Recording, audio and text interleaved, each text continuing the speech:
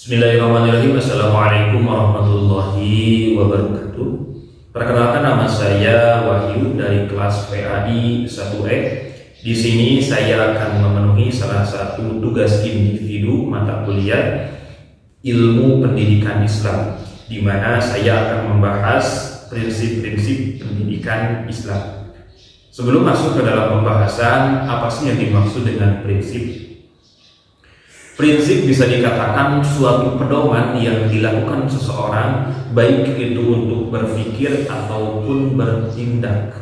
Dalam prinsip-prinsip pendidikan Islam ada beberapa macam. Yang pertama, prinsip integrasi, di mana pendidikan Islam tidak hanya mengkaji ilmu-ilmu agama, tetapi juga mengkaji ilmu-ilmu umum.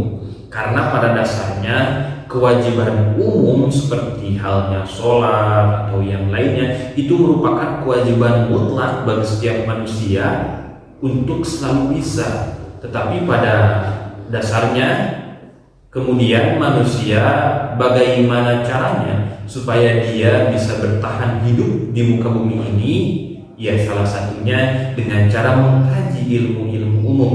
Karena setiap manusia yang lahir telah Allah titipkan berbagai macam kemampuan, berbagai macam bakat pada diri manusia.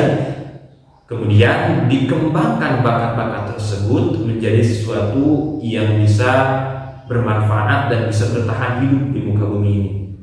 Kalau kita lihat berbagai macam profesi yang bisa kita lakukan tergantung dengan apa yang kita bisa. Nah, supaya profesi-profesi tersebut bisa menjadi suatu ibadah, cenderungkan niatkan dalam diri kita bahwasannya apapun yang kita lakukan dengan niat taqarruban ilallah, mendekatkan diri kepada Allah, maka semuanya akan menjadi ibadah.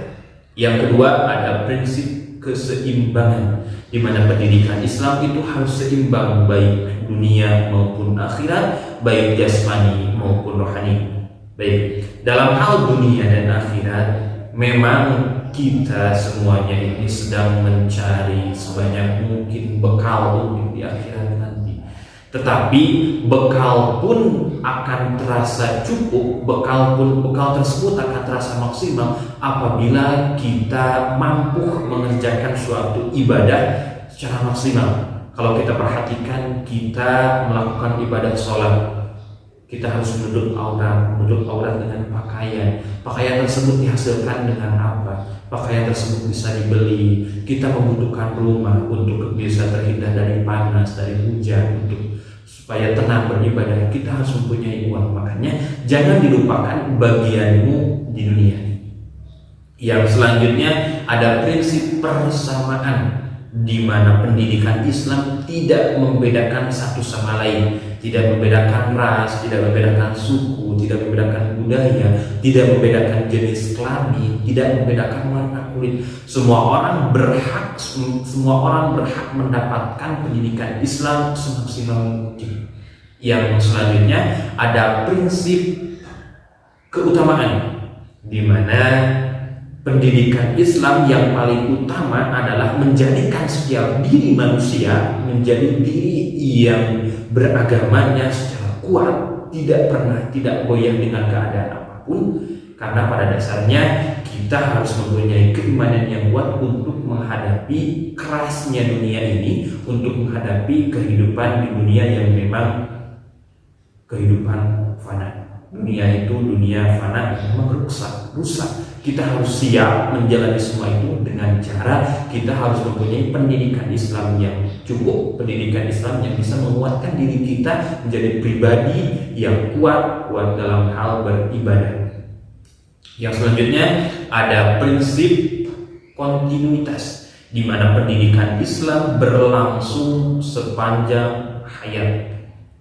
Utlubul ilma minal mahdi ilal lahdi. Carilah ilmu dari mulai engkau dibuai sampai ke liang lahat. Kalau istilahnya dari mulai engkau diais sampai dipais. Kita semua kalau masih ada di dunia ini diwajibkan untuk mencari ilmu sebanyak mungkin. Nah, Bagaimana caranya? Kita semuanya harus bisa cenderungkan diri kita, condongkan diri kita kepada ilmu-ilmu agama dengan cara kita harus bersama orang-orang yang ahli dalam ilmu. Dengan begitu kita mudah mendapatkan ilmu yang baru. Kita harus sering berada di majelis ilmu. Dengan begitu kita akan mendapatkan ilmu-ilmu baru. Mudah-mudahan ada manfaatnya apa yang saya sampaikan. Mohon maaf dari semua kesalahan. Wallahul muwaffiq ila aqwamit thoriq. Wassalamualaikum warahmatullahi wabarakatuh.